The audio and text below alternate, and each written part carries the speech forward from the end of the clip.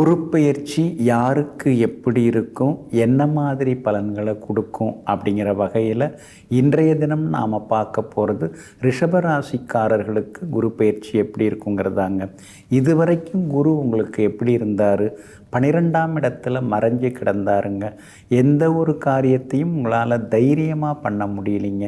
எந்த நேரம் எந்த பிரச்சனை வருமோ தெரியலையேங்கிற மாதிரி ஒரு பயத்தையும் மனோபீதியையும் இந்த குரு பகவான் கொடுத்துக்கிட்டே இருந்தாருங்க. யாருமே நம்மளை மதிக்க மாட்டேங்கிறாங்க அப்படிங்கிற மாதிரி சில நேரங்களில் நீங்கள் வருத்தப்பட்டதெல்லாம் உண்டுங்க. குடும்பத்தில் எப்போ பார்த்தாலும் எதுக்கெடுத்தாலும் சண்டை சச்சரவு தான் அப்படிங்கிற நிலமை தாங்க இதுவரைக்கும் இருந்ததுங்க. இப்போ குரு பகவான் 12ஆம் இடத்தை விட்டு விலகி உங்கள் ராசிக்குள்ளார வந்து உட்கார்ந்துட்டாருங்க. ராசிக்குள்ளார குரு வந்ததுனால ஆரோக்கியத்தில் தாங்க நீங்கள் அக்கறை காட்டணும். முன்ன மாதிரி அலட்சியமாக இருக்கக்கூடாது.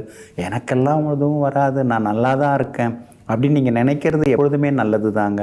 ஆனால் அதே நேரத்தில் உடல் எடை அதிகரிக்கிறதுக்கு வாய்ப்பு இருக்குது. கொழுப்புச்சத்து அதிகம் உள்ள உணவுகளை நீங்கள் தவிர்க்கிறது நல்லது. இனிமேல் நடைப்பயிற்சியும் மூச்சு பயிற்சியும் உங்களுக்கு அவசியமாகுது. அதனால் இந்த 2 பயிற்சியை நீங்கள் செய்ய ஆரம்பிச்சிட்டிங்கன்னா ஜென்ம குரு உங்களை எந்த தொந்தரவும் தரமாட்டாருங்க. ஆனால் அதே நேரத்தில் குடும்பத்தில் கணவன் மனைவிக்குள்ளார ஏதாவது ஒரு சண்டை வந்துக்கிட்டே இருக்கும். அதை பொருட்படுத்தாமல் விட்டுறது நல்லதுங்க. அது மட்டும் இல்லைங்க, ஜென்மத்திலே சீதையை ஸ்ரீராமர் சிறை வைத்தார் போலன்னு பழைய பாடல் சொல்லுது. அப்படின்னா என்ன, கணவன் மனைவிக்குள்ளார கொஞ்சம் வாக்குவாதங்கள் வரும். அதை கொஞ்சம் சரி பண்ணிக்கிட்டிங்கன்னா நல்லா இருக்குங்க. ராசிக்குள்ளார குரு இருக்கிறதுனால சின்னதாக ஒரு பதட்டம் இருக்கும், ஒரு கோபம் இருக்கும். அந்த கோபத்தெல்லாம் குறைச்சிக்கிட்டிங்கன்னா இன்னும் கொஞ்சம் நலமாக இருக்குங்க. ராசியில் குரு பகவான் உட்கார்ந்துருந்தாலும் யோகமான வீடுகளை குரு பகவான் பார்க்க போகிறாருங்க, பார்த்துட்ருக்காருங்க. குறிப்பாக பார்த்திங்கன்னா 5ஆம் இடத்தை பார்க்குறாரு. அதனால் பிள்ளைகளுடைய படிப்பு, அவங்களுடைய ஆரோக்கியம் அதெல்லாம் ரொம்ப நல்லா இருக்குங்க. ரொம்ப வருஷமாக குழந்தை பாக்கியம் இல்லாதவர்களுக்கும் குழந்தை பாக்கியம் கிடைக்க வாய்ப்பு இருக்குதுங்க. 7ஆம் இடத்தை குரு பகவான் பார்த்துக்கிட்டே இருக்கிறதுனால குடும்பத்தில் சின்ன சின்ன சச்சரவுகள் இருந்தாலும் கடைசியாக எல்லாமே சமாதானமாகி சந்தோஷமாகிடுங்க. 9ஆம் இடத்தை குரு பகவான் பார்த்துக்கிட்டே இருக்கிறதுனால எல்லா வகையிலுமே சின்ன சின்ன சேமிப்புகளும் இருக்குங்க. ஒரு இடத்த கொடுத்துட்டு இன்னொரு இடம் வாங்கிறது அதுக்கான வாய்ப்பு இருக்குது. ஒரு பழைய வண்டியை கொடுத்துட்டு புது வாகனம் வாங்கிறதுக்கான வாய்ப்புகளும் இருக்குதுங்க. குறிப்பாக பார்த்திங்கன்னா, அதாவது மே 1ஆம் தேதியிலிருந்து ஜூன் மாதம் 13ஆம் தேதி வரைக்கும் அந்த 43 நாட்கள் மட்டும் கார்த்திகை நட்சத்திரத்தில் குரு பகவான் பயணம் செய்கிறார். அதனால் அந்த 43 நாட்கள் வரைக்குமே கார்த்திகை நட்சத்திரக்காரர்கள் எச்சரிக்கையாக இருக்கணும். ஆரோக்கியத்தில் அக்கறை காட்டுங்க. சிலருக்கு அறுவை சிகிச்சை வர்றதுக்கு வாய்ப்பு இருக்குது. அதனால் கார்த்திகை நட்சத்திரக்காரர்கள் அந்த 43 நாட்கள் வரைக்கும் கவனமாக இருந்தால் போதுங்க. ரோகிணி நட்சத்திரக்காரர்கள் தான் ரொம்ப ரொம்ப எச்சரிக்கையாக இருக்கணும். ஏன்னா 200 நாட்கள் குரு பகவான் ரோகிணி நட்சத்திரத்தில் தான் பயணம் செய்ய இருக்கிறார். அப்படி இருக்கிறதுனால ரோகிணி நட்சத்திரக்காரர்கள் தான் ஆரோக்கியத்தில் அக்கறை காட்டணும். அடுத்தவங்களுக்கு உதவ போய் நீங்கள் ஏதாவது சிக்கிக்கக்கூடாது. அதே மாதிரி மற்றவங்களுக்கு ஆலோசனை சொல்ல போய் அது ஏதாவது தப்பாயிடக்கூடாது. அதனால் தானுண்டு தன் வேலையுண்டுன்னு இருக்கிறது நல்லதுங்க. ரோகிணி நட்சத்திரக்காரர்கள் ஜூன் மாதம் 13ஆம் தேதியிலிருந்து ஆகஸ்ட் 19 வரைக்கும் கவனமாக இருக்கணும். அதுக்கு அடுத்தது நவம்பர் மாதம் 28ஆம் தேதியிலிருந்து 2025 ஏப்ரல் 10ஆம் தேதி வரைக்கும் கவனமாக இருக்கணும். ஏன்னா இந்த நாட்களிலெல்லாம் உங்கள் நட்சத்திரத்திலேயே குரு பகவான் பயணம் செய்ய இருக்கிறாரு. இந்த நாட்களில் கவனமாக இருக்கணும். பணம் கொடுக்கல் வாங்கல கவனமாக இருக்கணும். அடுத்தவங்களை நம்பி எதிரையாவது போய் சிக்கிக்கக்கூடாது. அதே மாதிரி ஜாமீன் கேரண்டர் கையெழுத்து போட்டு சிக்கிக்கக்கூடாது. வெளி உணவுகளை தவிர்க்க பாருங்கள். அதே மாதிரி லாகிரி வஸ்துக்கள், ஆயில் பதார்த்தங்கள், அதாவது எண்ணெய் வஸ்துக்கள், அதுக்கு அடுத்தது வாயு பதார்த்தங்கள் இதெல்லாம் சாப்பாட்டில் தவிர்த்துட்டு எளிதில் செரிமானம் ஆகக்கூடிய உணவுகளை எடுத்துக்கிறது ரொம்ப நல்லதுங்க. அதே போல் மிருகசீரிஷம் நட்சத்திரக்காரர்கள் ஆகஸ்ட் மாதம் 20ஆம் தேதியிலிருந்து நவம்பர் மாதம் 27ஆம் தேதி வரைக்கும் கவனமாக இருக்கணும் மிருகசீரிஷ நட்சத்திரக்காரங்க. அப்புறம் ஏப்ரல் 10லேருந்து நிதானமாக இருக்கணும். மற்ற நாட்கள்லாம் மிருகசீரிஷ நட்சத்திரக்காரர்களுக்கு நல்லா இருக்குதுங்க. ஜென்மகுருங்கிறதுனால வியாபாரத்தில் பெருசாக முதலீடு போட்டு கடனுக்கு வாங்கி வட்டிக்கு வாங்கிலாம் மாட்டிக்காதீங்க. கொஞ்சம் நிதானமாக எதையும் செய்ய பாருங்கள். அதே மாதிரி உத்தியோகத்தை பொறுத்த வரைக்கும் சின்ன சின்ன வீண்பழி வரும்.